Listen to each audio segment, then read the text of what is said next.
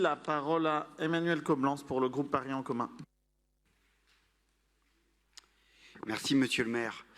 Mes chers collègues, d'abord, ce n'est pas une surprise, m'inscrire évidemment dans la droite ligne de ce que vient de dire Jean-Noël Aquat avec beaucoup de justesse et bien mieux que je ne saurais le faire moi-même. Il y a quelque chose dans l'idée même de vacances qui est profondément politique.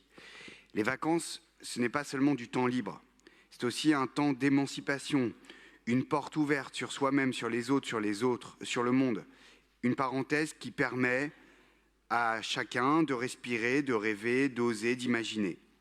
Alors pour beaucoup, les vacances, cela peut sembler quelque chose de commun, de naturel.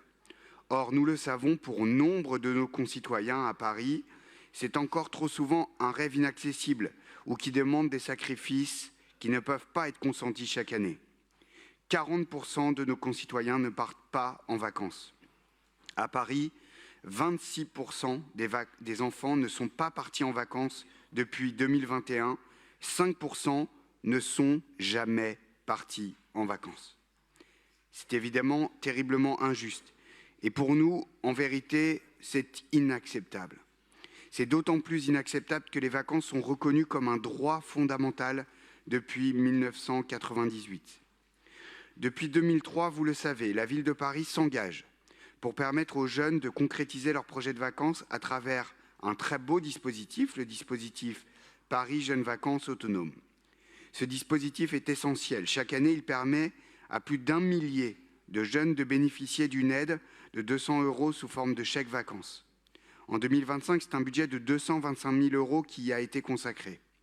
Le succès de ce dispositif ne s'est jamais démenti et il est, pour cette année, si important que notre municipalité décide d'abonder ce dispositif d'une enveloppe supplémentaire de 50 000 € qui permettra à 250 nouveaux jeunes d'en profiter.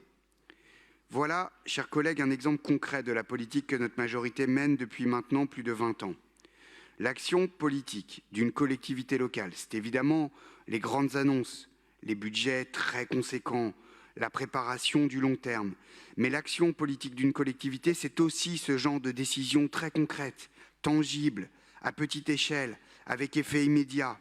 Des décisions qui vont changer l'année 2026 pour 250 jeunes Parisiens de plus. Je me réjouis donc cette année que nous puissions élargir ce dispositif et permettre à davantage de jeunes de bénéficier à leur tour du plaisir des vacances. Je vous remercie.